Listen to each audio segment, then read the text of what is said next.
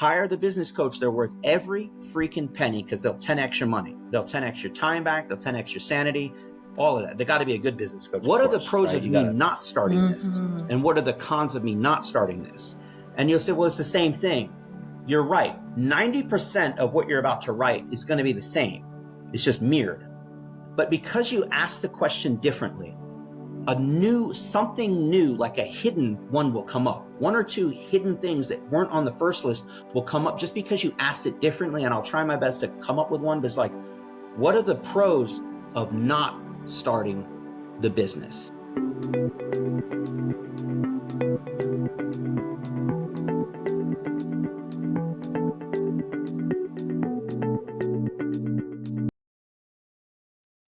Hey, everybody, and welcome. So I'm Leanne Shinton from Automation Dogs, and this is my podcast. And I'm so excited because today Garrett Wing is joining us from DIY Canine and American Standard Dog Training. Hi, Garrett. How are you? Hello. How are you? I'm very good. Thank you. Thank you for joining me. My pleasure. What part of the world are you in right now? Currently, we're located in Charlotte, North Carolina. I've been here about 2 years, but originally from South Florida my entire life. South Florida. That's awesome. So like Miami? Miami, Fort Lauderdale, Broward County, all of South Florida, Boca Raton. And that's where I was a police officer for almost 20 years in the city of Miami. Wow. Thank you for your service. Thank you. Yeah. Amazing. And I'm so excited because I have mentioned to a couple of people that you were going to be on my podcast. And I'm like, what would you like to hear from Garrett on? Your story and how things, kind of went, I guess, viral for you. Sure. Because what do you have, 8 million followers? Something like that. It changes every day. But yeah, it's 8 million and counting, something like that. That is amazing. And I see you. I'm a Facebook person, so I see your videos all the time on the Facebook Reels. Yeah. So great. And yes, they're fun and kind of, you're goofy sometimes. So I think we will be digging into like what videos are getting you, more of an engagement. But sure. First, if you don't mind just sharing like your story, how you became, interested in being a police officer and then into dogs, we would love to hear it. Yeah. So my story gets started even before I was born. My father was a police canine handler since 1981. I was born in 1983. And so literally hit the ground running with police dogs really being part of our life. Because they say when you're a police canine handler, it's not really a job, it's a lifestyle, because the dog goes home with you and the work doesn't just stop because you clocked out at work. The dog is there 24/7. So it was just part of life, always having a big dog in the house. Didn't think too much of it, but a lot of our family vacations and time off would revolve around going to police canine competitions, events, something they called the Pig Bowl back in the day, where I loved it because it was the city of Miami Police Department. All their badass police officers would do really tough 1980s, early 1990s battle with the county. So there was just always this fight there between the city of Miami wearing the blue uniforms and the county wearing their brown uniforms, and who was tougher. I didn't care about the football. What I cared about was the halftime show, which was badass. SWAT would come in, the helicopters, the flashbangs. But always the cool part for me was watching the dogs fast roping out of the helicopters, chasing down bad guys. And the bad guys were always, my dad and his friends or his coworkers dressed up as like little old ladies, or everyone was playing a role. So there was a little bit of theatrics. But in the end, the police dog would always get the bad guy and win. And just these really well done productions for the crowd. And I mean, that's what I grew up on. My earliest memories revolved around seeing my father and other police canine handlers bring their dogs on the field and do work. And anyways, it was pretty much destined. Like I wanted to become a police officer since I could remember, especially that was basically guaranteed. Around the time I was 16 years old, I started doing ride-alongs with my father and not just seeing the halftime show, which is just fun and games. This was the real deal. So I saw my first police canine track and search for a suspect at 16, which culminated in a dog bite, which I was present for. I was very much involved in terms of from the very beginning. I actually figured I made a judgment call, just lucky. I was like, man, if I was a bad guy, that's where I would be hiding. I remember telling my father, like, hey, can we check there first? And he's like, man, that's up on a roof. That's a pain in the ass to get to. Let's check all this other stuff first. And in the end, if we don't find anyone, I promise we'll check your little area. You think you know what you're talking about. Sure enough, we were searching an entire high school, 2 hours in, don't find anything. And he's like, man, there's nobody here. I'm like, hey, remember, you promised me when we first got in here, we got to check that area. So sure enough, we had to climb up on a roof. And I mean, it's funny stuff, but I had to get up first. And then he passed me the dog. This is, probably midnight in kind of a rough part of city of Miami. And it was a stolen car bailout. And as he passed the pet dog up, right? This is just the pet dog. His name was Ingo. It's my dad's, I think, third dog at that point. Is a big, big German Shepherd, just a nice powerhouse dog, really pretty dog. Well, I know Ingo could handle business, but he was just a pet dog in the house. But here he's passing the dog up. The dog actually mouthed my ankle, like an exploratory bite to see if I was on the menu or not. Because, when they're in that working environment, the dogs don't have such clear head. But I remember telling my dad as I'm helping him bring the dog up, I said, Dad, he's trying to bite me. And my dad's yelling, basically, no, bad dog, phooey. And he doesn't bite any deeper. He just goes kind of pressure biting on my ankle to see if this is, because the dog was confused. He's like, you're putting me up on a roof. You want me to bite the bad guy that's up there? But the dogs don't think clearly. He didn't know, like, I wasn't the bad guy. At least he didn't bite down full, because that would have sucked. We bring them up. And anyways, very long story short, we do find 2 suspects up there. One gives up right away, and the other one doesn't give up so easily. So we're able to send the dog, and I saw my first dog bite, and it's just cool to see the dogs work. But I mean, talk about being hooked. It's an incredible adrenaline rush. They say, there's some saying out there, I don't remember it exactly, but there is no greater thrill than the hunting of man, basically is the saying. And it couldn't be more true, as far as getting bad guys off the street and doing God's work and being able to see dogs really work to their fullest potential. Super cool to see. And that was just one example of many, many, many dozens and dozens of examples that every time I would do a ride along with my father, it was pretty much guaranteed we were going to get in some kind of car chase, some kind of bailout, and use the dog. It's like my father's mission in life. When you're in canine and you're a hard worker, you train, but you really look for those opportunities to truly deploy your dog and find the bad guy. And not only did my father have that, but my stepmother, who also joined the department, she got in the canine unit. And then I got hired, and I got in the canine unit. And at one point, all 3 of us were in the same canine unit, and we were all workers. Not every police officer is created equal. Some are there for the paycheck. Some are there, they want to rise to the ranks. My family, we just liked catching bad guys. We really got a kick out of it. And it was honestly like almost a competition amongst us. Like, who could, like, if there was a stolen car, maybe some armed carjacking just happened and they put out a bolo for the vehicle. It was really like, amongst all the workers, not just my family, but like, who's going to find the car first? Who's going to get the street cred for locating it, finding it, chasing it, catching the bad guys? And there's many, many, many opportunities. Or you would talk about, like, say, like a family-owned business.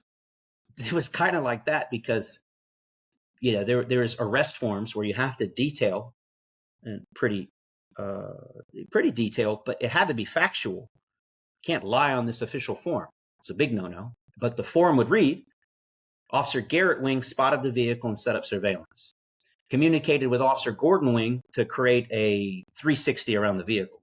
Vehicle gets occupied. Officer Garrett Wing pursues the vehicle. Officer Garrett Wing loses the vehicle, but Officer Jennifer Wing, who is monitoring the airwaves, picks up the vehicle, continues the pursuit, monitors the bailout, calls for a perimeter. Officer Gordon Wing shows up with his canine dog and bites the suspect.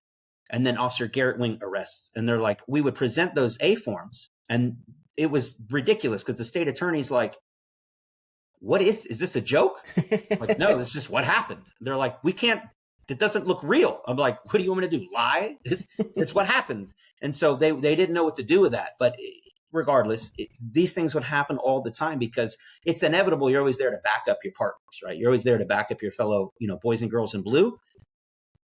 But you'd be lying to yourself if you said, like, you didn't listen up that little bit extra for when your father got on the radio, or his son gets on the radio asking for assistance. You're going to drive that little bit harder, that little bit faster to get there to help out. And that's constantly what would happen. Is you're always keeping track of where your kind of zone partners are, and like a map in your head. You're listening to where the call outs are. You're listening to the traffic stop that they took.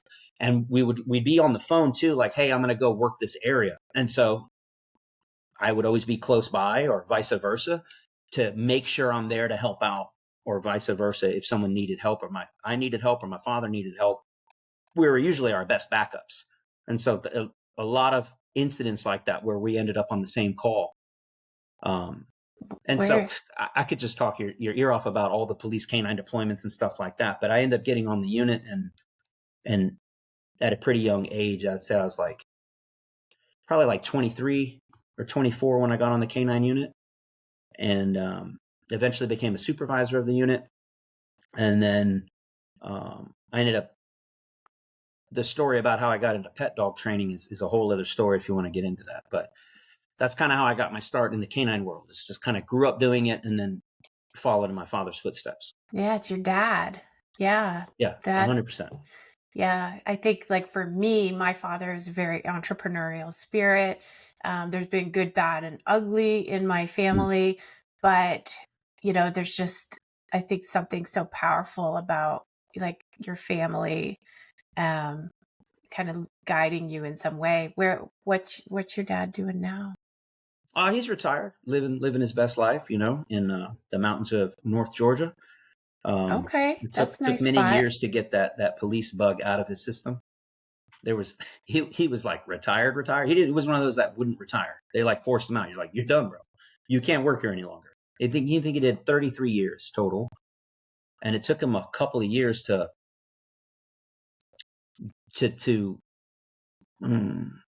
realize he's not a police officer anymore. At least not active on payroll. There would be times where I'm still active on payroll at work, and he's like, "Hey, Garrett, I'm behind a car. I'm pretty sure it's a stolen car. Can you run the tag?" I'm like, "What are you doing? What are you doing?" And I can't take it away from him. It's not like all of a sudden, just because he's not a police officer, he doesn't know how to be a police officer and be a hero and see things. But I was concerned from him, like, hey, you don't have a radio anymore. Like, okay, I'm like, all right, Dad, I'm going to run it. But if it does come back stolen, what are you going to do? What are you going to do? So he did that a few times, man. He's setting up like surveillance. Oh my Dad, you can't goodness. keep doing that. You're going to get yourself in trouble, you know? Yeah, it's hard But, to turn it off. And, I think yeah, a lot of people just, they like to be busy. yes. But yeah, there's just something extra there where he wants to, be Superman. Yeah. And I think I got that same work bug from him. Like, we're very, very similar in personality. Even we sound the same on the phone. We talk the same.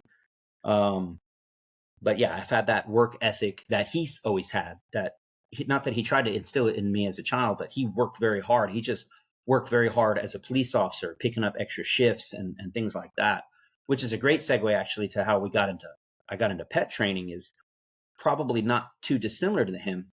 I'm now, I don't know, I'm horrible with dates, but I'm probably like in my early to mid 30s. And I'm a police lieutenant. I'm making like 120K a year, which seems like a lot of money, but it doesn't go very far in South Florida. South Florida is a very, very expensive place to live. Mm-hmm. My wife just had her first kid.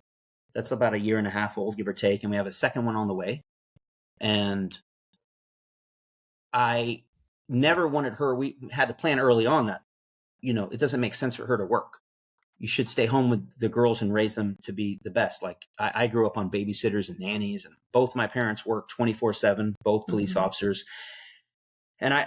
We got to a point, the long story short is I was looking at my bank account, and I was looking at the mortgage bill due, and I realized I did not have enough to cover the mortgage. Like, we were going to miss a mortgage payment. And I'm like, this is not good. So it was a little bit of stress, but I also knew, like, I'm okay. I'm a workaholic. I'll do whatever it takes.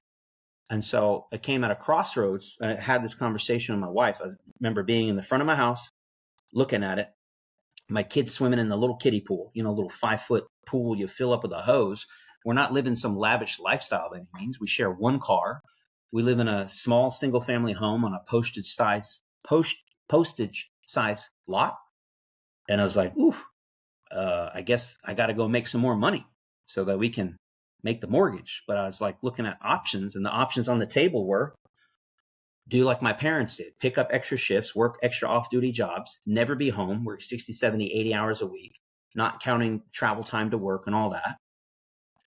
And I'll make the extra money. I'll pick up these jobs and I'll stay picking up these jobs. But man, it's the same life I grew up with, where I never saw my father. Like I saw him, but like it was coming and going, man. He was always like going to work or coming home from work. And it's like, man, I don't think that, I do not want that for my kids. It's just not healthy. It's like, is there something else I can do where I can stay home? Is there some kind of business I can do from home? And anyways, I was like, well, I had a small business at the time doing police canine training and consulting. I was doing that for a couple of years. It was not super successful because there's just not a lot of money in it. It was just this kind of a idiot idea, because the only way I would make money doing that is I'd have to take time off work to go travel to do the consulting. But I could only do that a few times a year, and then I'd burn up my vacation bank. It's just, and there wasn't just a ton of money in it because I'm getting paid by police departments, all of which are super cheap. They do not like spending money on training.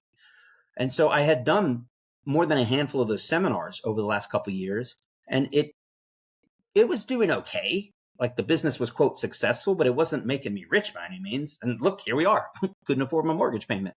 So,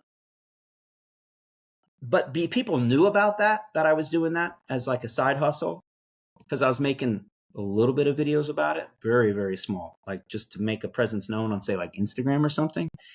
And because of that, I started getting a lot of police officers from my community asking like, hey, well, you do all this high speed stuff, bro. Could you just train my Labrador? Could you train my poodle? Can you train my doodle? And I'm like, sorry, bro, I'm not going to water down my high speed tactical training by training your freaking poodle, bro. I don't even want anybody to know I'm doing that. So I'm not going to do it. Well, push came to shove, and like, you know, having a very low bank account is going to make you reconsider your choices in life. And so I was like, hey, I remember calling someone up going like, hey, you know how you wanted me to train your dog? Okay, I'll train your dog. And I trained my first board and train for $500. Literally have no idea what I was doing. I mean, I know how to train dogs, but I've never trained a pet dog before, let alone it was a little puppy. Well, I don't know. I'm used to dealing with 1.5, 2-year-old dogs minimum. The dogs we're training are all adult dogs, high drive, Malinois, German Shepherds, etc. I don't know, what the hell am I going to do with this thing? Happened to be a Corso and a Silver Lab, little puppies. And anyways, I really enjoyed it. I impressed myself with the training. I didn't know what was even possible. I literally told them I was just going to do the best I can. So I really poured my heart and soul into it, and I made $500.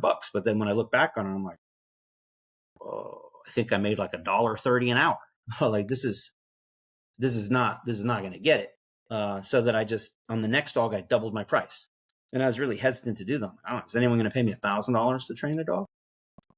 But I'm like, they have to, because I can't do this for $1.30 an hour. This is barely covering the cost of equipment and stuff. So train that next dog, same thing. And then at the same exact time, and I still do not have an answer for this. People ask, like, why did you start putting it on social media? I have no answer for that. I have no idea. I knew we had to film it to maybe document it for the owner so I could have something to show them. I think I also didn't want to be sending these 5-minute long videos via text message, especially back in the day. Like it was going to come in really grainy. So I was like, oh, what if I put it on YouTube and I just share the link? That was kind of part of the thought process. Because I also thought, like, I'm not that worried about who sees it, because nobody's going to see this. And when I mean nobody, I mean like I put a video up and it might get 2 views. That was me and me, me watching it a second time, or maybe the owner. I could actually see if the owner watched it. I could see it go from 2 watches to 3. And I'm like, oh, I watched it twice, so that has to be the other person. And so I didn't have any fear of, like, because a lot of people who are afraid to get started in social media, they're like, oh, but people are going to see me. They're going to judge me. And I'm like, get over yourself, because probably nobody's going to watch you the first 10 videos you put up. So what do you have to lose? And so that's what we did. And it literally like went from 2 or 3 views to like 6, 8, 10 views. I don't know who these other people were, just complete strangers. But I think I got more out of it by watching the videos back myself. I would watch them and study them and say, like, what was I doing wrong? What could I miss? You know, being my own spotter after the fact, like, oof, you know, that looked good, or what would this look like? And then I got a kick out of it because I could get these little pups that I was training. I felt like really proud. I was seeing stuff. This is going to sound braggadocious. It's not at all. It's just like I was impressed with what I was able to do. And so I could watch it back and be like, man, by the way, not all of it was that impressive. There's times where I'm like, oof, failed rep, or I do something goofy. It just wasn't clean. But there was other times where I could get just this pet dog attention healing and dancing. And I'm like, man, that's so cool. Like, I'm so proud of that. I'm happy that the world can see that. The world, you know, all 8 people who are going to watch it. I was definitely happy to share it with the owners. And then I still couldn't tell you why, but we just kept doing it, and I kept doing it. And then I think there became a point where if anyone early on, very early on, the first half dozen clients or so were like, well, you know, but should I let you train my dog? I would be like, well, here's just some videos of the stuff we do. Just watch this. And I'd have like a little playlist of like maybe the 10 or 12 videos I had up. And then they'd watch that and they were immediately sold. They're like, you can get my dog to do that? I'm like, yeah, bro. Watch the videos. This is what I do. And so that's kind of kept the momentum going. And I mean, I don't know. You got to fast track now some 5 years later. You know, now we'll put out a video that sucks, like just isn't good. It's okay. 30,000 views. That's like a bad video, you know? Yeah, I mean, we can talk more about social media or whatever interests you, but, you know, then we've also had videos that have got 65 million views, you know, 1 million all day, million, 2 million, 5 million, 10 million. But some of the big heavy hitters like 30, 50, 60 million views, which is pretty cool. And international, you know, we get people watching our stuff from literally all over the world. Very cool. Well, one of the things that I'd like to just get your feedback on was that moment in your life when you realized you couldn't pay the mortgage. And I think for like a lot of dog trainers, that is my main audience, you know, sometimes things have to go bad and appreciate that, because that is what motivates us. It drives us. Maybe speak on like helping other dog trainers that, you know, maybe aren't putting in the work. They're not finding the motivation. They don't have that, you know, grit that you have. Yeah. I think it's going to be different for every person, but I'll tell you some of the biggest, most positive things that have happened both in my life personally and or along with the business have actually been the result of something very, very traumatic, for lack of a better word. Meaning, look at that like, oh my God, we can't make the mortgage. So it really lights a fire under your ass. Yes. Off you go. I started selling online courses about 3 years into it.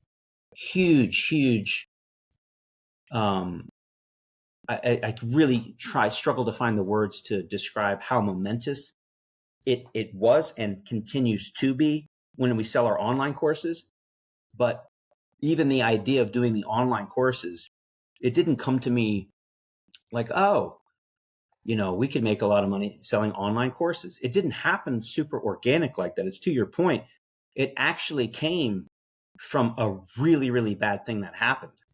And I don't want to bore you with the details of it, but basically we were reached out to by someone in our space, meaning online social media dog trainer world, someone that was bigger than me at the time, and said, hey, man, I like what you're doing with the e-collar.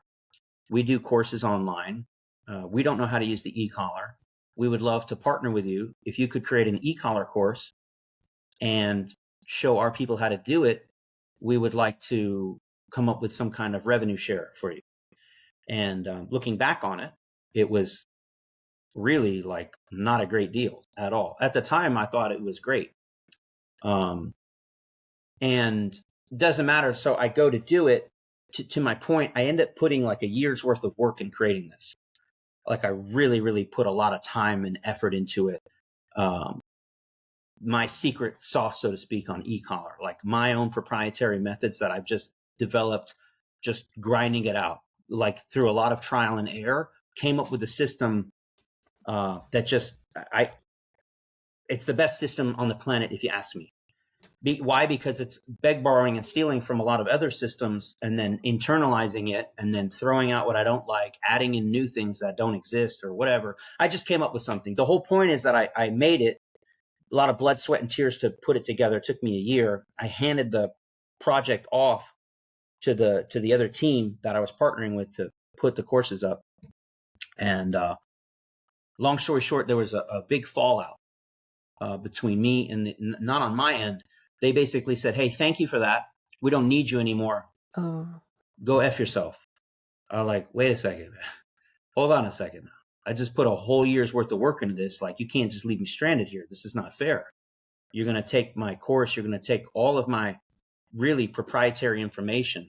And again, I don't want to I can't overstate that enough. Like, our e-collar system isn't used anywhere else. And he was going to take it, my secret sauce, literally my secret, and he was going to release it to the world. And I wasn't going to get paid $1 for it. And I'm like, this very, very, very low point in my life. I remember being sad, mad, enraged, confused, frustrated. Like, I'm like, what can I do? I felt very helpless. Like this, I made a bad strategic error. I put trust into someone, and I don't know, they took advantage, so to speak. And so I'm like, well, I think this is to your point, I could either just roll over and just die, or I can stand up and fight. And so like, well, what does that look like? I'm like, oof, well, they have the material, look back at the contract, but they can't actually use my name and likeness. But nothing's going to stop them from recreating the material. They now have the secret recipe, right? They have a literal step-by-step plan. I'm like, they could just recreate it. Nothing's going to prevent them from using my words, my terminology. They could literally script it out and just repeat it. So I was like, we have to beat them to market. So I had a course, but I didn't have a website. I don't know nothing about building a website. So I partnered with someone, and we had, I think it was record. We in 4 or 6 weeks, we built an entire website from the ground up, stuck the course in there, and, let our audience know, like, hey, I know this is coming out of left field, but we had this pretty cool e-collar course. We had other plans with it, but those fell apart. But if you'd like it, it's available. Our plan was to beat them to market, and we beat them to market. And I guess just to put it in perspective, the first month we put those courses up, we sold 50 or 60,000 in 2 weeks. Wow. Which is, I was like, remember, I'm still a police officer. I'm still a police lieutenant making $120K a year. And I just made, let's call it $60K in 2 weeks. I just made half my salary in 2 weeks. And then the next month was even better. And the next month was even better.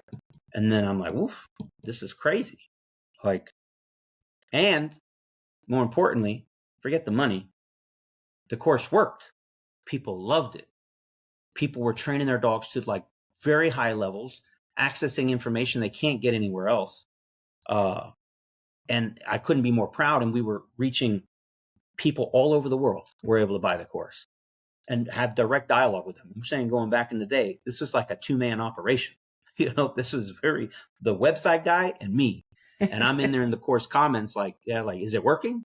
Do you need help? Did you like this module? And they're like, oh, this is great. And then they're sending videos, and I'm like, this is wild, man. Someone I've never met. Look how well they're training their dog. And they're showing, I'm like, it still blows my mind. So I'm going off on a tangent there, but my whole point there is, from one of the lowest lows, I said, I will not lay down. I will not roll over. I will not just be defeated. I will turn this bucket of lemons into a whole swimming pool of lemonade, and that's what I've done a few times over. Not that I want any more lemon to come my way, any more lemons, but I am prepared. When you get kicked, you got to get back up. And it happens. Anytime, how it is being a business owner, you're going to have some really low lows. I think it's more though, what you do in those moments that makes all the difference, because you really climb can't back up. Yeah, that's what it's all about. That you got to get back up, and there's many, many more examples of that. of just horrible, horrible, unpredictable things that have happened in my life. Or this is not a woe's me story. It's just, it happens. It happens to everyone. You get kicked, and then when you think you can't get kicked anymore, you get kicked in the nuts, and then you're left for dead and no one cares. And it's like, well, I don't know. I think you have to hit that low. You have to feel that pain and say, I don't want to feel this anymore. And then that creates a tremendous amount for me of drive. Like, whether you're mad, you're angry, what you just channel all of that energy and frustration into a project. And I think what do you got to lose too is what happens there too. Like, your back's against the wall, and you just have to what's your alternative? The alternative would be to quit, and we don't even consider that. But what would that be like? I don't know. Hang up your dog trainer's leash and then do what? You want to go work, I don't know, at Burger King or something? I don't want to do that. So yeah, you just gotta do it. And I think what gets maybe stressful for a lot of people is the uncertainty. Like, but if I put in all this work, am I guaranteed anything?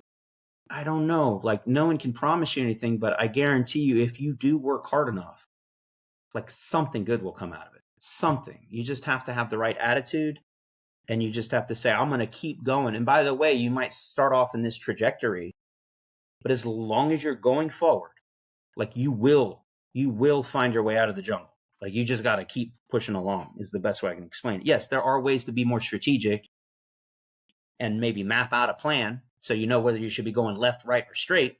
And you can have those conversations. But at some point, like, you can't just keep twiddling your thumbs, hemming and hawing over, like, well, if I do go left, but then I might get eaten by a lion. But then if I go right, I might, there's a waterfall. And how about just go? Pick one and go. Trust your gut. Map it out. I love pros cons lists. You ever really stuck? Just map out. It only takes like 30 minutes or an hour. It could change your life. If you have a conundrum in front of you, a left, a right, a should I, shouldn't I, you just map out a really solid pros cons list. What are the pros of doing it? What are the cons of doing it? But here's a special one for your listeners. There's actually just the pros cons list will get you there. But when you're doing the pros cons list, I also suggest your listeners do a reverse pros cons list. And it's really interesting, but it'll elicit a different answer. And I'll try my best to explain this because maybe sounds a little confusing. Please. I'm going to try to use something very specific.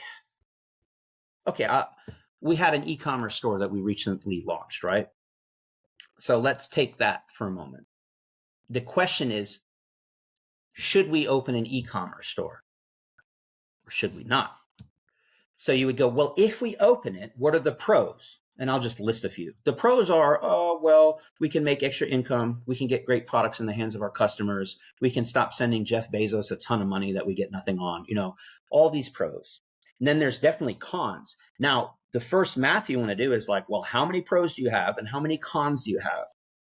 But it's not as simple. Like, let's say there's 10 pros and 5 cons. You would at first glance go, well, the pros win. Not necessarily. You got to add a value to that. What I mean is there could be a con that is such a con that it completely wipes out the pros. It's just one thing that when you look at it written down and you think about it and you write it down, you go, this is a deal breaker here. In one way or the other, it's like you have to do it or you definitely don't want to do it. That's one way. You got to weight it, the pros and the cons. Each line item has to have a certain weight to it. You could put a number value to it. It's worth 1 point. It's worth 5 points. And but where you flip it, the reverse is, if the question is that, what are the pros of starting this? And what are the cons of starting this business? You'll get a list. But what's interesting is after you do that list, just take another literally 5 or 10 minutes and ask the question in reverse. What are the pros of me not starting this? And what are the cons of me not starting this? And you'll say, well, it's the same thing. You're right. 90% of what you're about to write is going to be the same. It's just mirrored. But because you ask the question differently, something new, like a hidden one will come up. One or two hidden things that weren't on the first list will come up just because you asked it differently. And I'll try my best to come up with one, but it's like, what are the pros of not starting the business, the new business? Oh, well, you'll save 10 or 20 hours a week of, you'll have sanity. You know what I mean?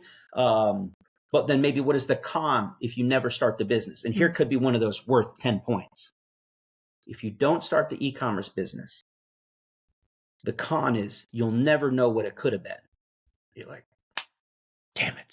That's a 20-pointer right there. Yes. It just made the decision for you. Potentially. It's very hypothetical, but it could be, you're like, oh, that son of a gun. And now you're like, well, now my decision's made. It's literally on paper. You'd be a fool not to do it just because you'll never be able to live with yourself if you didn't do it. And then you could also continue on the pros cons. We're going to do pros cons all day. What's the worst that'll happen? It fails. I'll probably feel better. I will feel better 6 months from now, knowing it was a total failure, but at least I checked it off the list and I did it, rather than wondering for the next 6 years of my life or 60 years, like, I wonder, So yeah, sometimes I think we want to dumb it down for your audience. Like, you ever see a pretty girl in a bar and you're like, man, I should ask her on a date. If you don't ask her on a date, you'll never know, and you could walk away for days and weeks and months like, man, I wonder whatever, woulda, coulda, shoulda, woulda happened. That regret will live with you forever. But if you asked her out, first off, there's a chance that she says yes. You won't know unless you just take the next step. Hey, and guess what? Worst that'll happen is she'll tell you no. So what? You're actually better off, if you ask me, than you were 2 minutes ago, because at least now you know. At least you try it. You can hold your head high and say, I tried.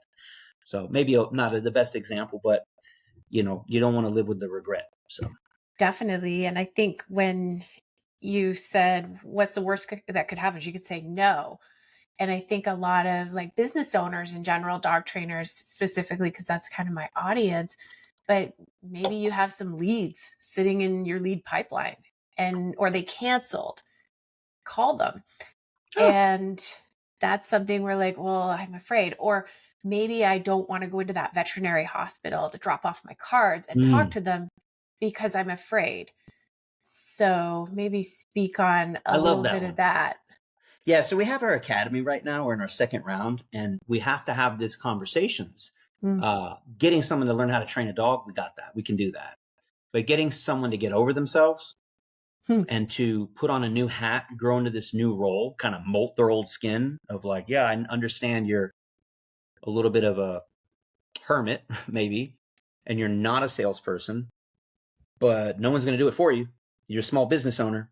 Last I looked, you don't have a sales team. You got to do it. And so that's, I think, a great example, because it's one of the things we teach and preach is we have a list of about 12 things that a brand new dog trainer can do to drum up business. And I mean, and what I tell them is it's a guarantee. If you don't have to do all 12 of these things. You have to pick one or two, but maximize them. So we'll use the example of going into, say, a veterinary office and dropping off your card. I'm like, I can guarantee you, if you just go into one, you're probably going to screw it up. You're going to feel awkward as hell. And, I don't know, it could work, but it probably won't. But it's just a volume game. If you do 10, imagine if you did 20, I guarantee you will get a lead. And really the math behind it, as you know, is like, and I always tell them this too, make a list of all of them and start with the one that is least, like maybe furthest from your home, or like least well known, or doesn't have the big volume. And if they said no, the worst that'll happen, like, who cares? You didn't lose anything. You kind of go in knowing like, I don't even care if they say no. If you can go in with that kind of attitude, just call it like a freebie. Like, there's a better name for it, but just be prepared, be ready for the no. By the way, what do they say? The more no's you get, the closer you get to a yes.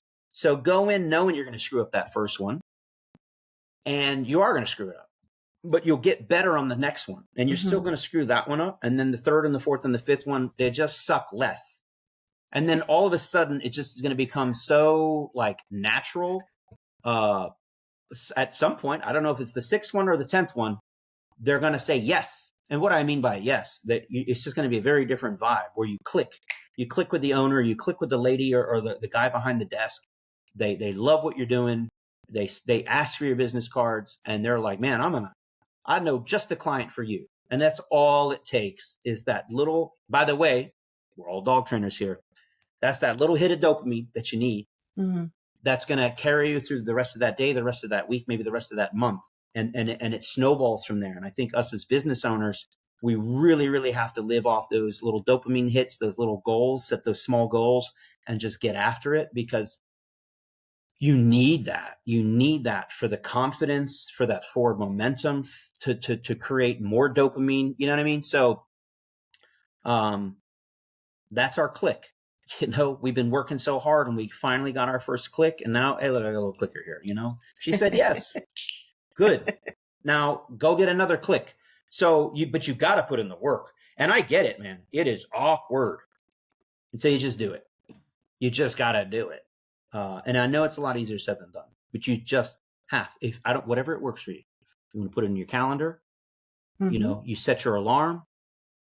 Oh, I love this one too. Tell someone you're going to do it. Oh, yeah. You know, tell your coach. I think coaches are great because they're going to hold you accountable. Yes. Sometimes a coach doesn't even have to tell you something you don't already know. You already know it. You just know they're going to ask you on the next coaching call. So how did it go? You don't want to be lying to your coach. So I just tell them, like, if you take the example of walking I tell them you're not doing one. You must do a minimum of 10, minimum. And just get in there and do it, and just get it knocked out in one day. Get it all knocked out in an afternoon. It doesn't take long. Go in there, show your face, shake hands. I also tell them from a sales perspective, I'm like, don't sell them anything.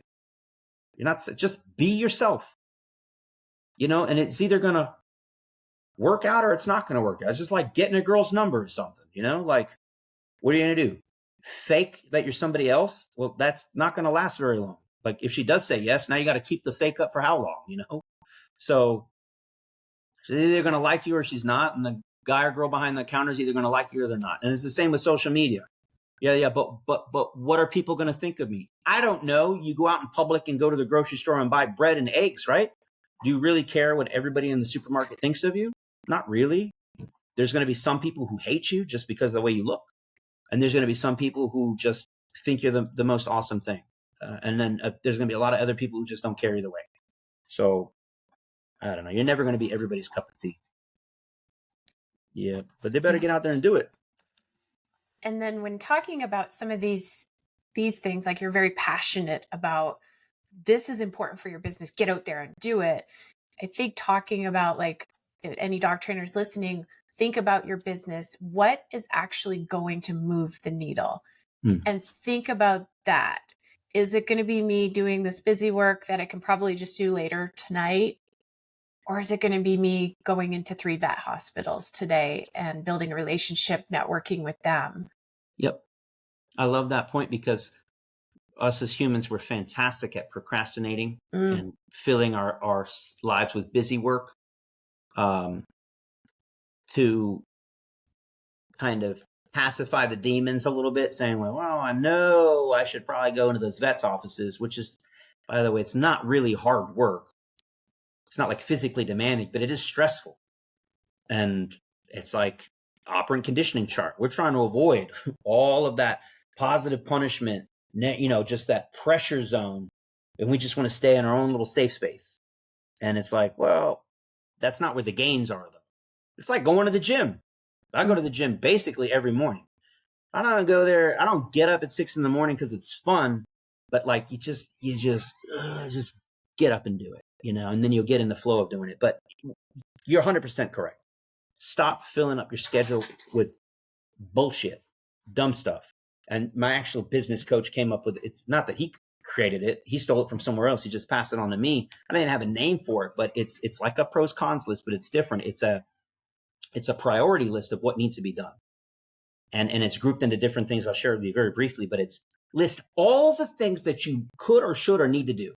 You can be personal and business. Just list it. First off, just listing it out and getting it on paper, like, gets it off your head. You're like, there it is. And he prefers that you handwrite it. I suggest this. You do the same. Whatever you like. Type it, handwrite it. Everything from like, I got to go to the dentist to I got to renew my registration. But then, of course, we have to do the ones that are like, oh, I got to go to the vets thing. I got to make that flyer. I got to call back that client. List out all. But here's the fun part, or the smart part. Assign a dollar value to it. It's either a no dollar value, like renewing your registration doesn't get you paid. Mm-hmm. Making that Facebook post, maybe it's a $1 bill, right? You think of it as like a restaurant. Is it a $1, $2, $3, or a $4 bill type of restaurant? You know, how much is it? This is how much could you make? And going to the vet's office could be the $3 or the $4 one, or whatever. You just assign it. Just be honest with yourself. Which of these is going to move the needle? Which of these is the money maker? And then after you have it all, because it's just listed in random order as it comes up, you need to take the money makers and slide those over literally into a column called money maker. And then you prioritize those based off of which ones have the most dollar bills next to it. It's a very simple process. And that's your to-do list. Because there's a whole bunch of other bullshit busy work that has little to no dollar value assigned to it. I'm not saying don't do it. I'm saying do that after you've checked off the $4 bill and the $3 and the $3 and the $2. By the way, if things go according to plan, you check off those big hitters, you're going to be hitting home runs. And the rest of the stuff will work itself out. And the only extra condition to that is, like, there are certain things in your life, obviously, that you need to do that aren't going to make you money. But like going to the dentist to get that cavity filled or whatever is probably something you need to do.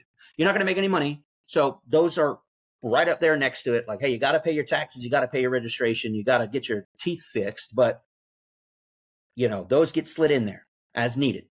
But stop lying to yourself, filling your whole day up, literally wasting minutes, hours, days, and weeks, your whole life hiding behind the busy work. Yeah. Hiding. Because it is fearful to go into those vets and to call those clients and to do those events where you're speaking in public. So yeah, hiding is definitely what people do when they hide behind that busy work. Yeah. And you have to do it. And you'd be lying to yourself. Once you write it down and you're looking at it, the truth's there. And it really helps set your priorities straight. Like, where should you be spending your time and effort? And for us as business owners, like, it's all about revenue and profit. Like, otherwise, you don't exist. By the way, the revenue and profit that you bring in somehow find a way, and they help fix a lot of other things on your list. Yes. Like, yes. Yeah, hiring a VA to go handle the BS because you made a big money play. Yeah. Well said. Definitely. Could you speak a little bit on the importance of having a coach? I have a coach. I meet with him every week. So. Yeah, I will never. Well, I'll tell you how I got involved in that. But I'll start it by saying I will never not have a business/life coach for the rest of my life. I will never not find myself in this situation. So I grew up my whole life without a coach. Like, I didn't have a business coach. I mean, yeah, father figure, maybe people you looked up to, unofficial mentors, very unofficial. But there's a big difference between an unofficial mentor and someone who's officially your mentor. You're paying them to help you. I go to the gym now. I actually do. I know I mentioned that. I go to the gym on my own religiously, and I do well, like, on my own. But I was like, man, how do I dial this up to an 11? I hired a personal trainer. I don't really need a personal trainer. I go on my own. I don't even know. I got to pay this guy to kick my ass in the gym, and kick my ass he does. and I love him. Shout out to Mikey. But I did a leg workout with him the other day that I swear I was sore for 5 days. Like, it's probably not healthy, but it doesn't matter. Like, he pushes me to the next level. And if he wasn't there in my corner, showing me the little things that make all the difference. Or showing me something brand new. I'm like, oh, I never did that exercise before. I'm like, oh, that's a killer. And it's more than that. It just pushes you. It holds you accountable. He's literally, he's just responsible for me squeezing out that extra rep or two.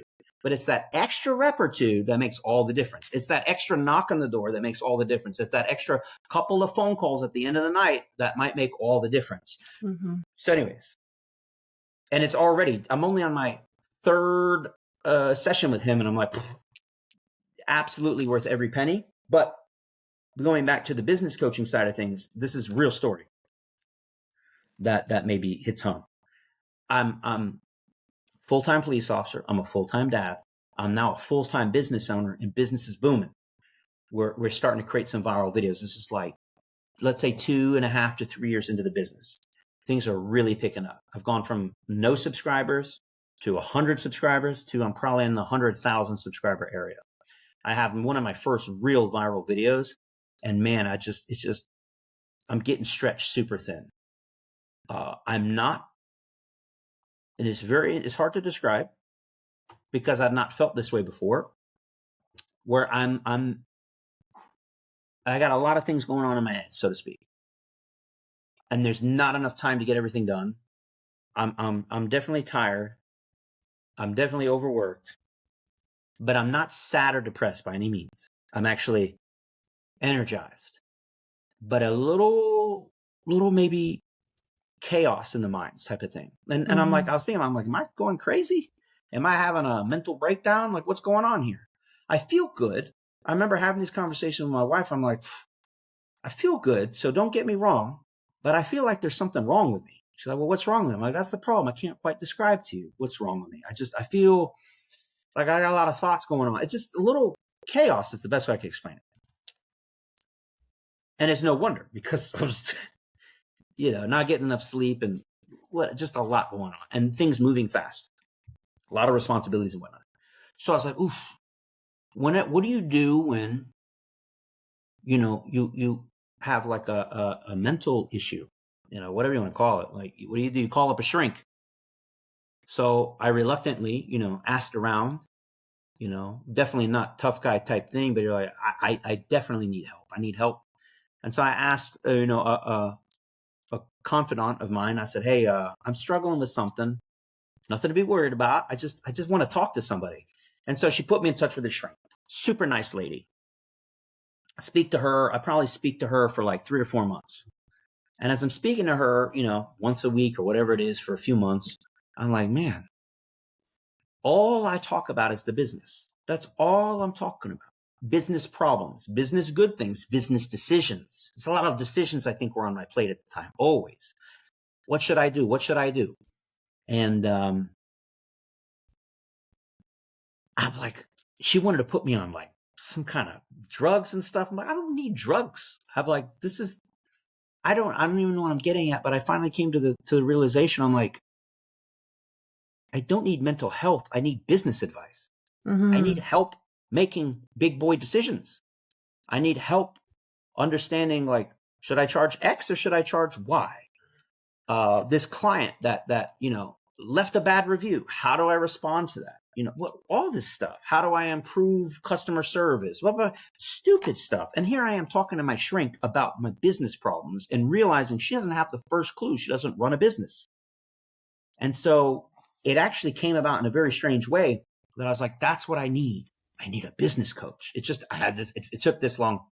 It took me months and months and months. Let me save you all the trouble. Mm-hmm. If you're feeling such a way, even if you don't, before you feel such a way, hire the business coach. They're worth every freaking penny because they'll 10x your money. They'll 10x your time back. They'll 10x your sanity, all of that. They got to be a good business coach, of course, right? You got to make sure you get along with them and that they've hit the success that you one day want to have.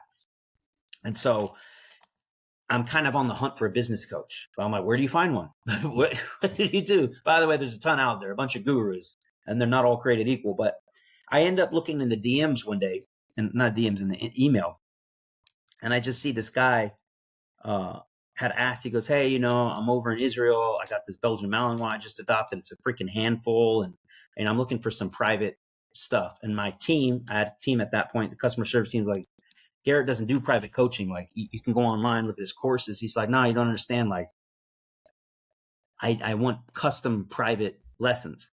And my customer service team's like, yeah, I hear you, but this is what we do. They're given a cookie cutter response, and no blame to them. They didn't know how to handle this particular one. And they were kind of right in their response, because I don't have time to just get on a call with every single person that wants to speak to me. There's literally just not enough time. But this one, you can call it serendipity. Is that the word? What's the word I'm looking for? It's just perfect timing, right? Like the universe will, this is going to sound like some goofy stuff. Little karma. There's some karma out there. There's something where sometimes you just need to take a breath and look around, and the answer is like right in front of you. And certain things happen, I think, for a reason, because it's right at that moment that I'm looking for a business coach that I see this email come through, and completely unrelated from the two. It's just the guy had a very genuine email and seemed very professional. And I normally don't do this, but I personally replied back and said, hey, like, I saw that my customer service team kept pointing you over here to the courses and stuff, but can I help you with something? Like, what exactly are you looking for? He's like, oh man, thanks for responding to me personally. This is the deal. I'm a business coach. I do business coaching. And I need someone to coach me in dog training. I don't want to do an online course. I want to get coached to be a dog trainer, to be a very good dog trainer, so I can train my own personal dog. I'm like, you're a business coach, huh? And anyways, we worked out a deal. I said, I'll help you train your dog. So we'll meet once a week. I will teach you how to train your dog for an hour. And then in return, you will business coach me. Best thing I've ever done. Right? So didn't even cost me a penny out of my pocket. We just exchanged services. He trained his dog to be a stud. And then he was hired as my business coach basically that day. Killer. And it just felt right. And by the way, what's the worst? You don't know sometimes till you try it. And so I just tried it. And then I've been with him now 3 or 4 years. And I actually stopped seeing him for a little while just to try a different coach, right? I feel like I had grown to a point with him. And I'm like, I need to kind of test the waters over here.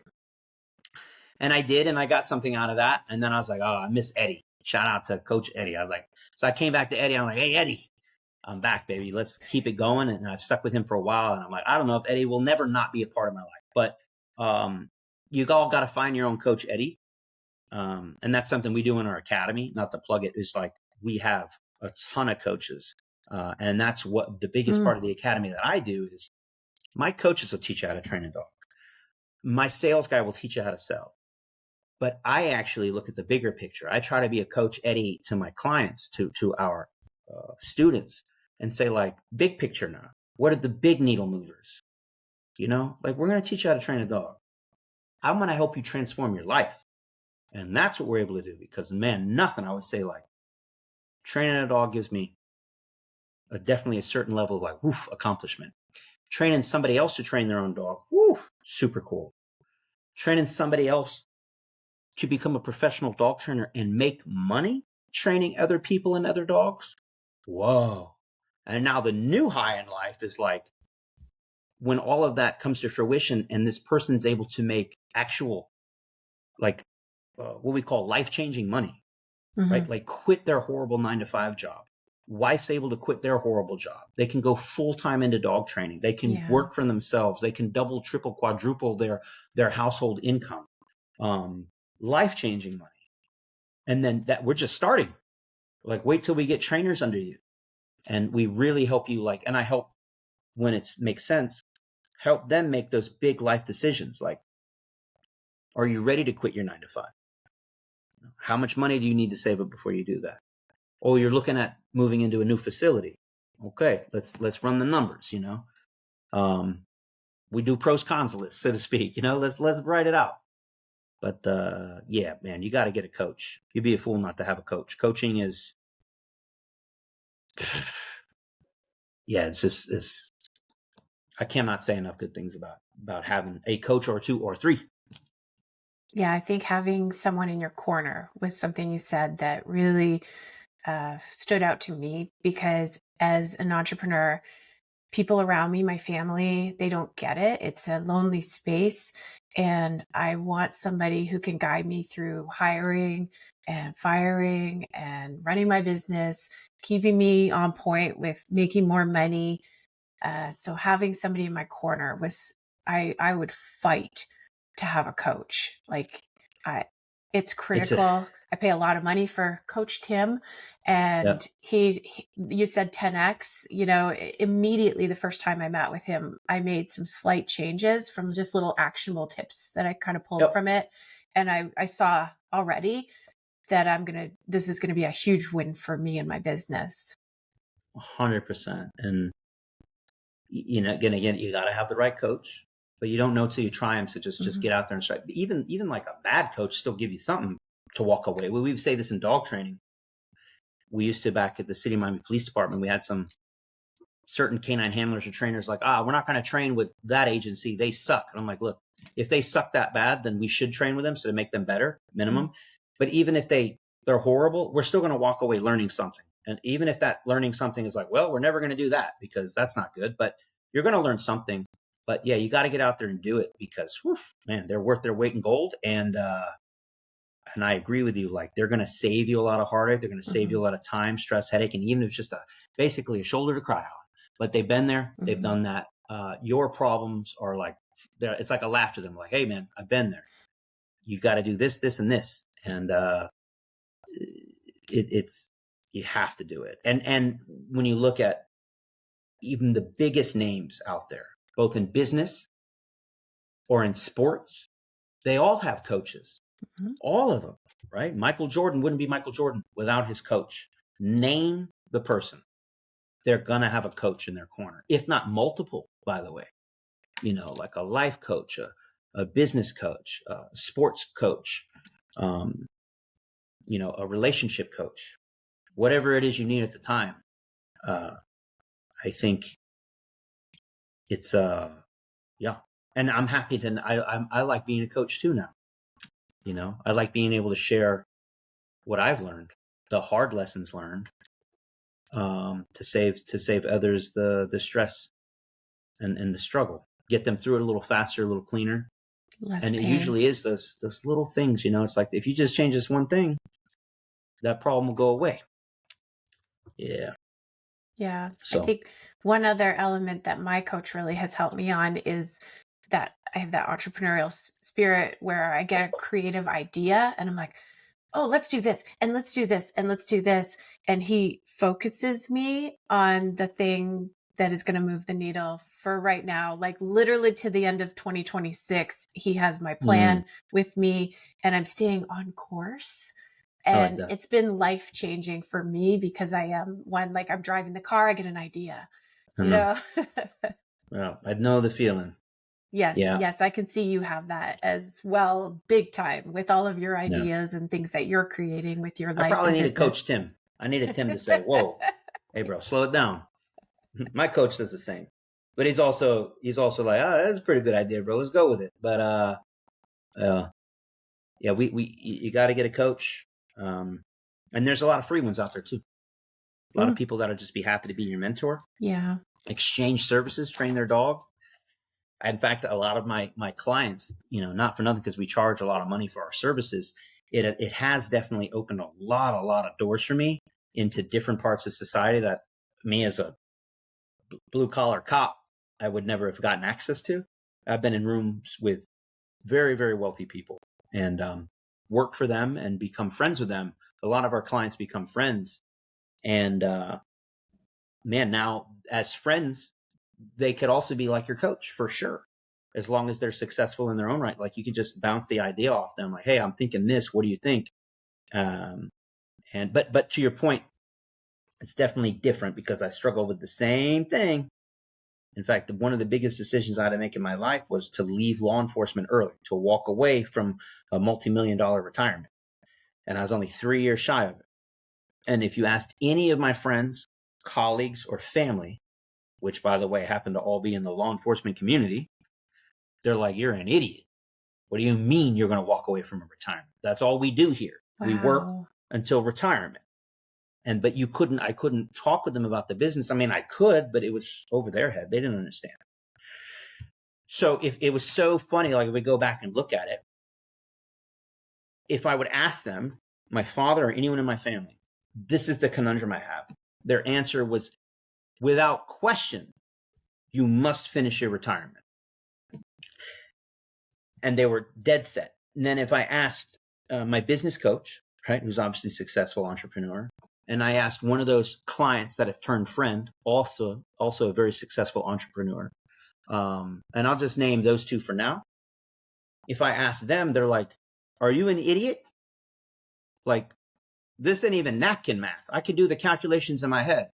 You need to quit yesterday. You should have quit a week ago, a month ago, a year ago. Look where you are. Look where you could be. Look what's holding you back." And then I'm like, "Oh yeah, but my dad and my family and my friends are all saying, don't do it. It's dangerous." And anyways, long story short, I did pull the plug. I did cut the umbilical cord, and we've been off to the races. And looking back on it, I laugh at, this is only like a couple years ago. I'm like, "You're an idiot, Garrett. What were you afraid of, bro? Come on now."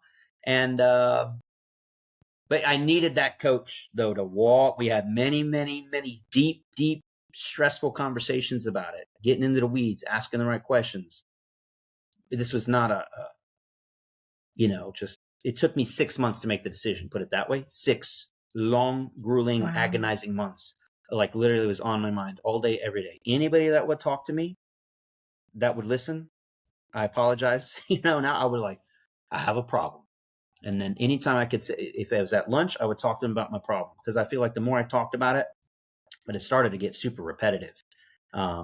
This is one of those, like, even the pros cons list was very even. It wasn't helping me on that one.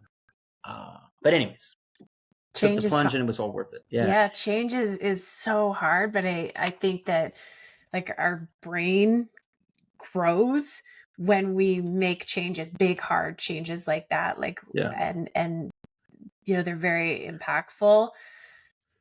And yes, like you said earlier, sometimes the really hard stuff, the ugly, awful stuff, even if it doesn't work out, it teaches us something and we evolve from that, because you're the type of person that is going to crawl up and out of that. Whereas some folks are like, I'm out. I'm going to take the simple route. Yeah. That's, entrepreneurship is not for everyone. It's a wild ride, but if it's for you though, then like you'll never want anything else. I don't think, because I'll never go back to working a 9 to 5. Not that this is easier by any means. It's not. I thought it was so funny, dude, because I'm like, I work like, for lack of a better word, I work like a 40-hour week, 9 to 5 type situation. And I'm like, oh, well, if I walk away from that and I do business ownership full time, like I should have, life will be easier. Man, I work harder now than I ever have, ever. And I don't regret it though. I don't, because I'm working for myself. Yeah. Like in police work, I don't care how much harder you work, how many more bad guys you caught. We all got paid the same. All of us. From the most zero loser cop that should never have been hired in the first place, they would get paid the same as me, and I was out there busting my ass. That part sucked, but now if I work harder, I can immediately, or I will see the benefits at some point, whether immediate or down the road. And then, there's a huge satisfaction you can get out of that, building something with your own hands and all of that. So highly, highly recommend it, for those who want to do it. And by the way, with dog training, the cost of entry is pretty low. You know what I'm saying? It's not like you have to, spend millions of dollars to open up a facility or something to just get your feet wet. It's pretty damn low. I think, what do you need? I've not done the math, but a leash, a t-shirt, maybe a couple of business cards and computer. Yeah. If that, you got your phone, you already got a phone. Yeah. You'd be off to the races. You could absolutely start a business for, I mean, no joke, a couple $100, maybe add a crate in there. For $500, you could start training dogs, if you really wanted to, and then just grow from there.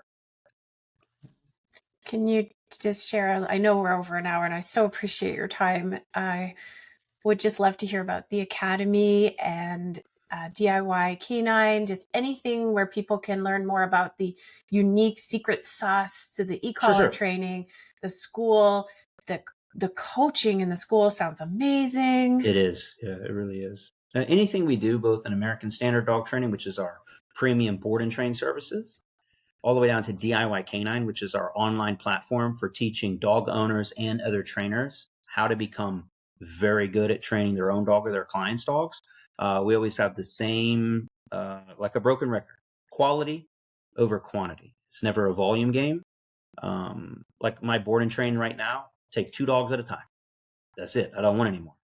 By the way, I've played the game. I've been up to 18 dogs at a time. I don't want to do that again. It's a different.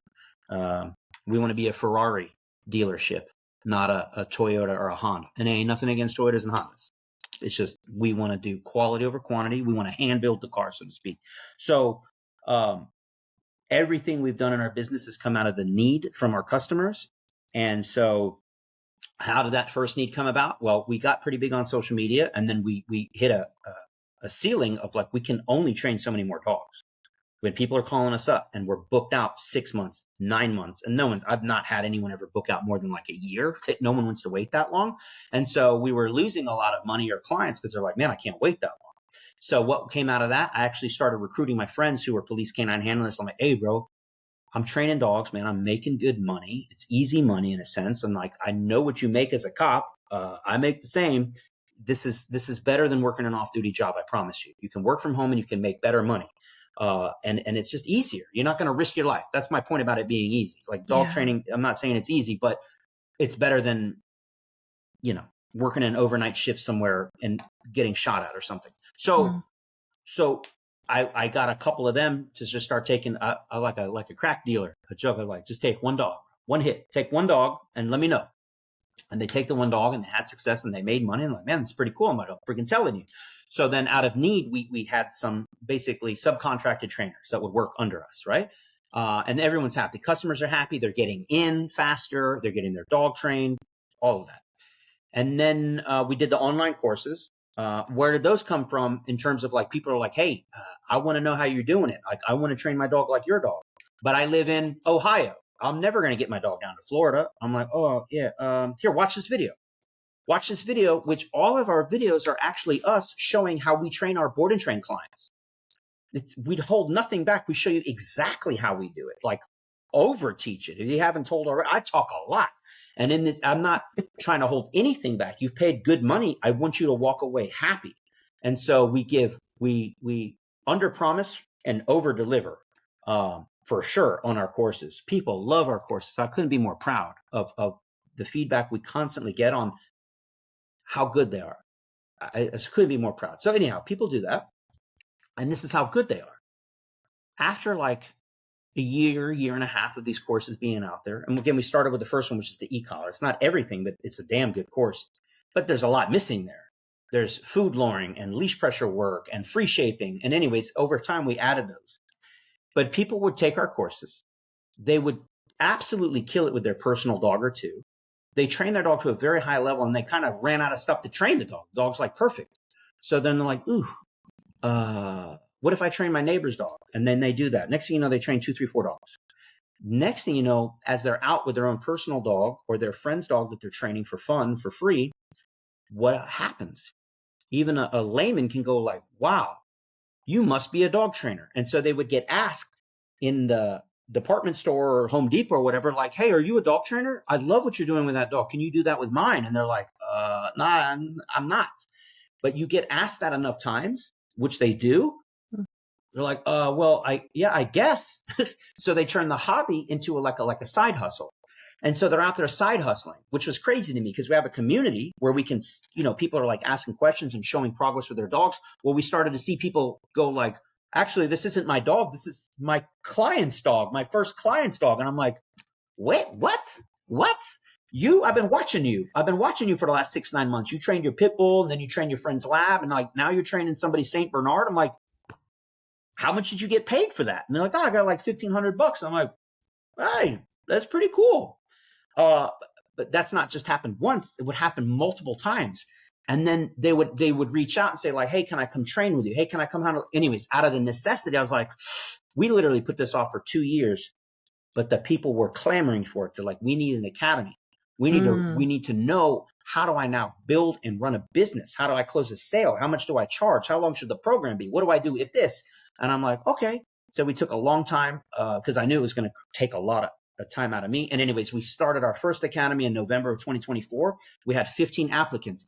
No, I'm lying to you. Remember, quality over quantity. We had over 600 applicants, 600 people. Wow. I'm like, we're taking 600 people.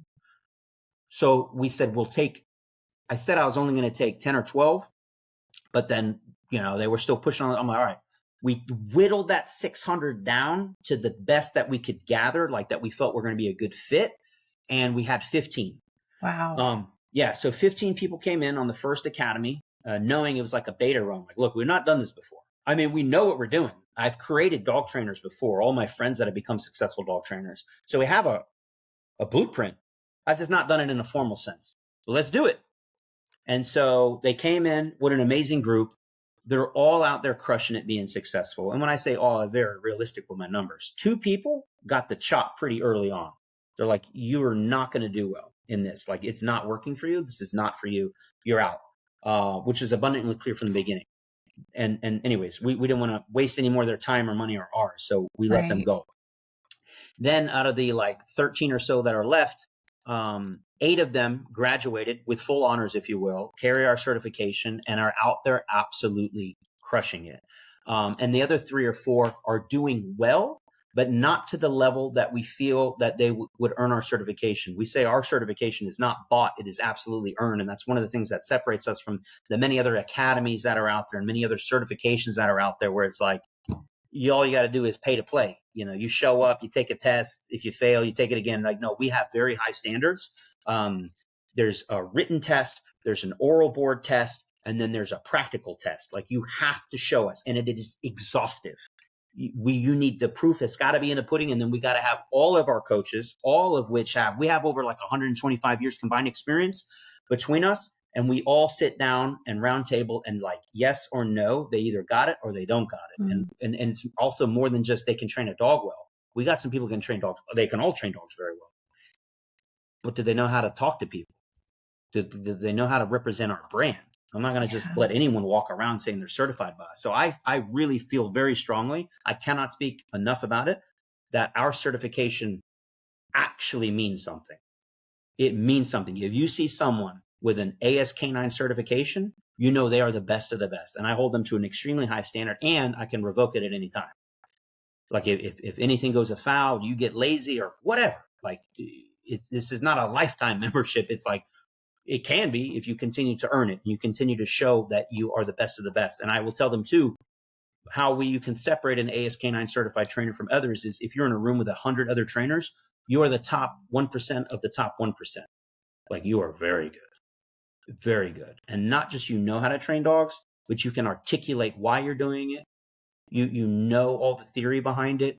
You can teach it to someone. That's how well you have to know. You have to be so good at it, you could teach others how to do it. And so anyways, the first academy was extremely successful. I had no doubts that it wouldn't be. And so then we we're now 3 weeks into our second academy, and super happy. We increased the price significantly. It's a $25,000 tuition. The price will probably continue to go up. And we've talked about it too offline, which is now, what do we do with these folks? They got that coaching. Mm-hmm. They've got that sales support. They got dogs coming their way. They got social media coming their way, and they want to continue to thrive. And they need a coach. They need that extra support.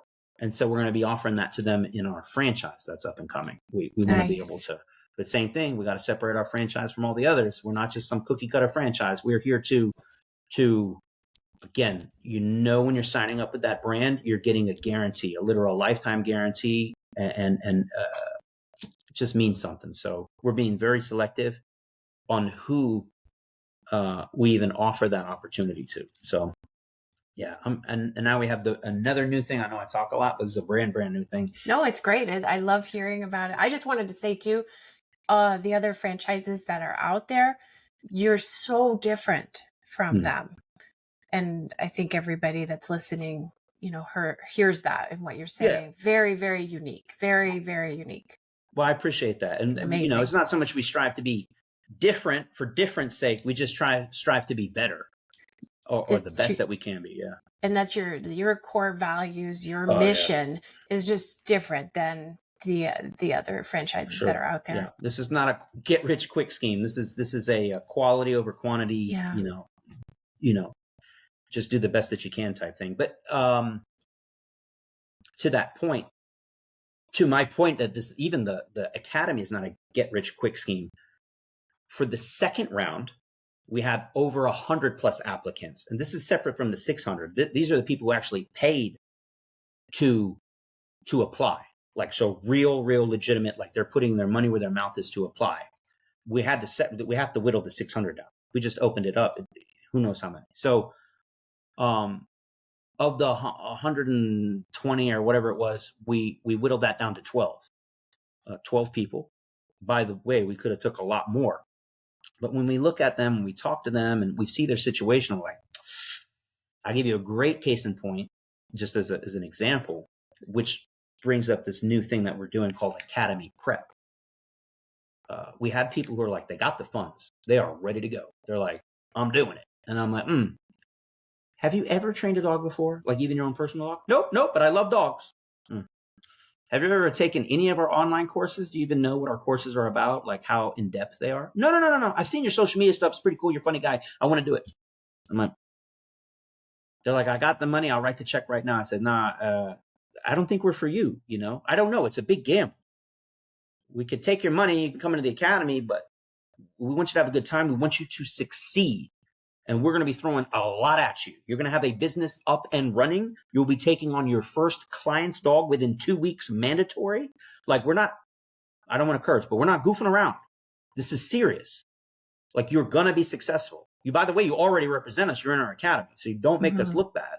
And so it was nothing against us personally. Like, I can appreciate that. But I'm like, you're kind of putting 25 grand on the line for a maybe. You don't even know if you like it.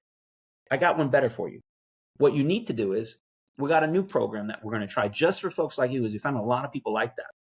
Either 25K was a stretch, or it wasn't a stretch, but there's no proof of concept. They have no idea if they train dogs well or not, or if they like it. So rather than throw them in the academy and throw them to the wolves, we said we got an academy prep, which is 4 months, $8,500, personalized coaching. We're going to walk and talk you through our courses. We're going to teach you how to train your own dog. You're going to train your neighbor's dog and your grandma's dog, whoever. You got to get 2, 3, 4 dogs in over those 4 months. And then you can see if you're any good at it. We can see if you're any good at it. We're going to get to know you better. And then if you love it and we love you and it's a good fit, you're an absolute shoo-in for the academy. You don't even need to apply. You will just be hand selected and you're going to get right to the front of the line. And there'll be a reduced tuition for you because you've already dropped some money. So we're going to cover you there. But the point is think of it as like the minor leagues before the major leagues, JV before varsity. Like, get in, prove yourself before we put you in the big leagues. And that starts September 1st. I'm just very excited about it because I think it's going to be a great breeding ground, so to speak, it's just a lower point of entry, a little less commitment. We're still going to provide a shit ton of value, and we're going to hopefully fast track them. That way, when they do come into the academy, they're literally not starting out with like, I've never trained a dog before. Like, no, I got 4, 5, 6 dogs under my belt. I've already started to collect a little bit of money. That perfect customer avatar that we love. Like, they've taken our courses, they've mastered our courses, and they've now trained 4, 5, or 6 dogs, and they love it. That's who we want in the academy. And so we're going to create our own, just runway for that to happen. So I'm excited for that. And which I'm super proud of, the coaches who are teaching in the academy prep are our recent graduates from the first academy. Who better to teach it? Who better to be the big brother and big sister and guide you through what you need to know than, for lack of a better word, our disciples, those who've like eat, sleep, and breathe our methodology and our training and our standards, who have been hand selected to graduate and certify. And it's a fantastic extra income for them. And they're just killing it, man. And they're also assistant coaching in our main academy. And just to put that in perspective, and I know I've talked so much, I'm just so proud of what we're doing. We have 12 students in. We have, of the 12 students that we have in, we have 6 full-time coaches that are all professional dog trainers, all been doing it for decades, making a ton of money doing it. So highly successful. And each of them has at least 1, if not 2, assistant coaches. So they actually there's like a 14 coaches for 12 students ratio. It's a little lopsided, but in a good way. Like we have a Slack channel where they ask a question. One student will ask a question and they get like 6 answers from 6 different coaches, and all like complimentary, supplementary. But it's like you're getting almost too much support if there is such a thing. So we'll see. Maybe I have to dial that back a little bit, but the coaches are eager to help. Yeah, I wanted to just comment on the that like kind of pre-qualifying, the $8,500 stepping stone. That is so smart, and it really gives you a chance to make sure that they're aligned with the core values that you have for American Standard. 100%. It's us to make sure we're the right fit for them and that they're the right fit for us before we go any deeper, you know. Yeah. So, Yeah. it's kind of like dating before we get married type of thing. Yeah. Or just like when you're hiring someone, you know, it might take a few months before you figure out if they're the right fit. So, you know, 100%.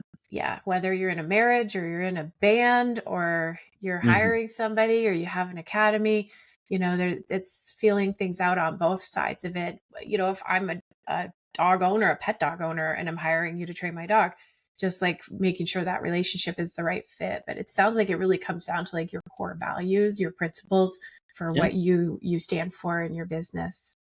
Yeah, my brand is my baby, you know. Yeah. Our company, it's not even just the company, it's the brand, because it's just, it takes seemingly like, you know, years and years to build it up, and it only takes one act of stupidity or oversight to tarnish a brand. We can't have that. So we're very, very selective, you know, on who we let in our inner circle, so to speak, and who can carry our brand and who can represent us. And the same thing for the franchise thing. Like, you won't even get the opportunity to become a franchisee until you've put in the work through the academy. Then you are past everything. We were just having this discussion, like to our point. We have quizzes along the way, and you know, the first academy was a working trial run, you know, and it was successful. I'm not an idiot. There's always room for improvement, and every academy will continue to get better and better in our systems and our processes and our hiring and our vetting and all that. But one of the things we were revising was our quizzes. And right now, the quizzes are set at the typical pass rate. We have a college professor that's actually on our team that helps us develop the quizzes. And he's like, oh, you know, like typical pass rate, like 80% pass rate. And I was looking at him like, why do they have an 80% pass rate? Like, that's garbage. 80%? Like, it means if we ask them 10 questions, they got 2 wrong. I'm like, that's not good enough. Like, they cannot proceed until they get 100%. It's 100% now. And I'm not saying we won't make, like, if there's a problem and I want to see what they got wrong. I want to see why they got it wrong. And then we're going to address that. But they don't move on until they can retake it and then take an exam. Now, the exam, same thing. Is like, well, what about the final exam, the one that really counts? I'm like, all right, I get it. Because we have to have a little bit of room for margin of error. You know what I'm saying? So I'm like, what's the lowest? So it's basically, they have to have, if it's a 100-question test, they're allowed to get like 2 or 3 wrong.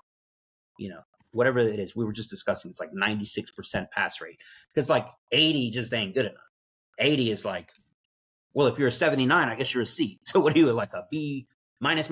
I'm like, it's just not good enough. You know what I mean? So that's to my point. Like, no one's getting out of the academy with an 80. It's 96, 98, 99. The best of the best is what we want. So yeah, be prepared for that. By the way, anybody listening to this, this ain't no walk in the park.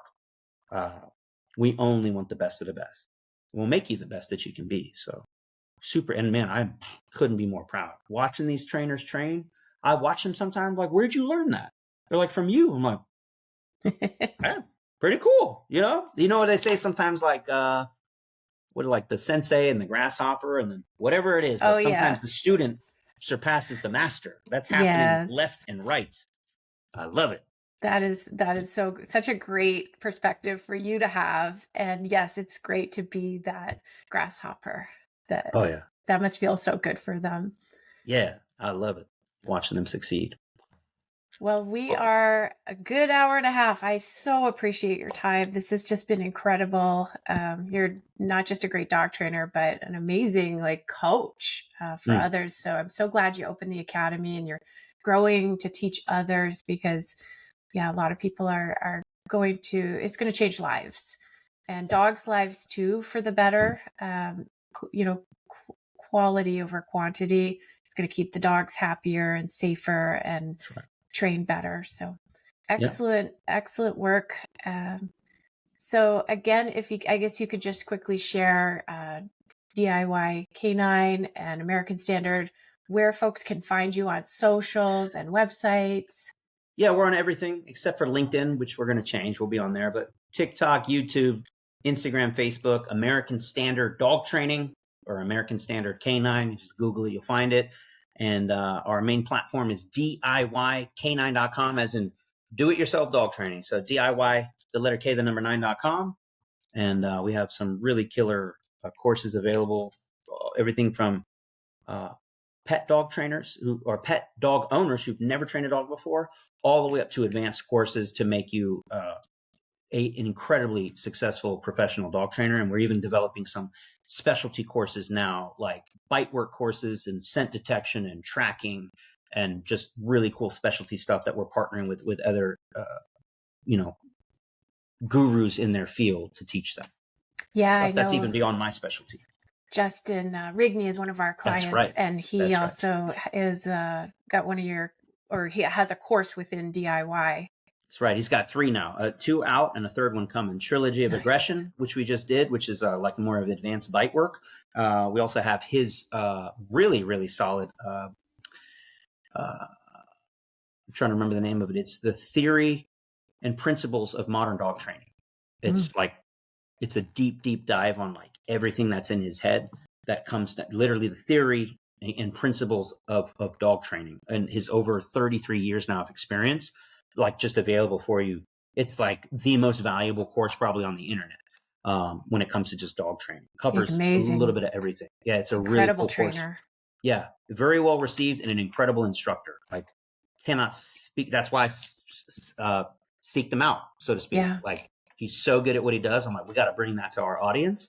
And then the next one coming out with him is going to be a tracking course, really, really advanced, simple, but highly effective tracking. Like whether you're doing it for sport or for civilian or for police or military, like the best tracking course I think that's going to be out there. And then we'll have a scent detection one. And I have a leash reactive course coming out. We've got a lot of good courses. Oh, cool. Coming out. Super excited. Yeah. Cool. Yeah, that leash reactive one would be great because that's like the number one problem that most people sign up for dog training. I'm telling because you, of. So that'll be very valuable. Thank you, Garrett, so much. I greatly appreciate you and your time and everything you've built. It's an amazing brand. So everybody check out DIY Canine, American Standard Dog Training. Thank you, Garrett. And again, I'm Leanne Shinton from Automation Dogs, a software CRM for dog trainers. And thanks for listening. Appreciate it. Thank you.